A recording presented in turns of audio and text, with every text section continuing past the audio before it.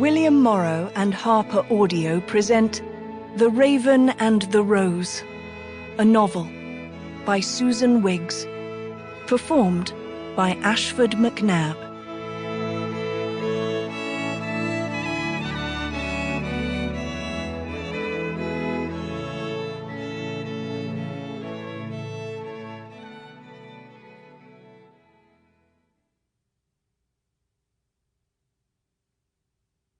Oft has a venerable roof received me, but among them all none can with this compare, the dangerous seat of generous, active virtue.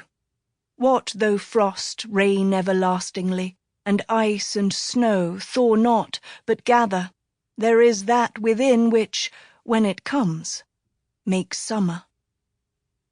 Samuel Rogers, The Great St. Bernard. Chapter 1.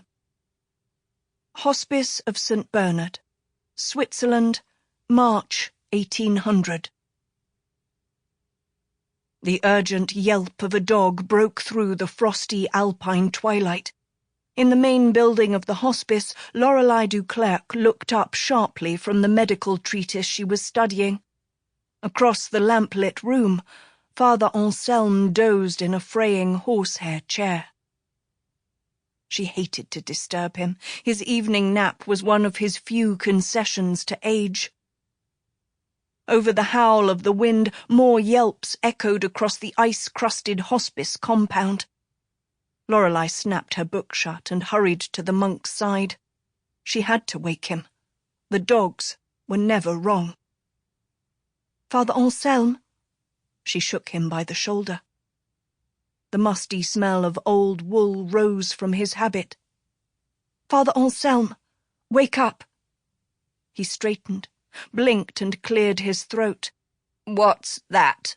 We were discussing Corvisar's observations." "Not now, Father. The dogs. They never bark like this unless someone's out there." She took his hand. "But you needn't come. The rest of us—" "Nonsense, child," he said, rising swiftly despite his age. Determination shone in his eyes. "I've been at this for more than 30 years. I'm not ready to be put out to pasture yet." Recognizing his need and his pride, she nodded. They went to the outer chamber, where scarves and cloaks hung neatly on a row of rough-hewn pegs. They dressed in silence, tense and listening for the deadly swishing roar of an avalanche. With steady hands, Lorelei drew on her fur-lined chamois boots and an oversized jacket of thick merino. She tugged a brown wool hood over her head, winding its long end around her neck. Father Anselme's age-twisted fingers fumbled with the laces of his boots. She bent and tied them for him. Finally, she shouldered a coil of belaying rope and tucked its knotted end into the waistband of her knee breeches. "Is your kit ready?"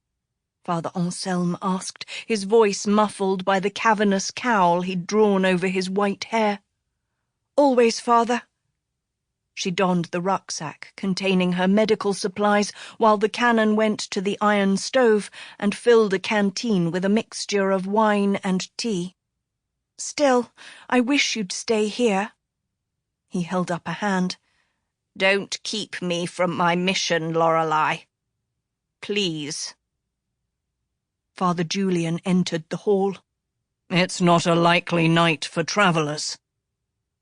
Lorelei regarded the spare, ageless face of the prior and chewed her lip.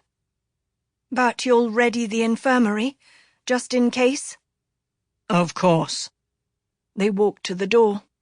There Father Julian handed Father Anselme his alpenstock, then touched Lorelei on the shoulder. "The fern is up," he said. "Watch your step." She and Father Anselme left the main building and hurried across the shadowed compound. Sample complete. Ready to continue?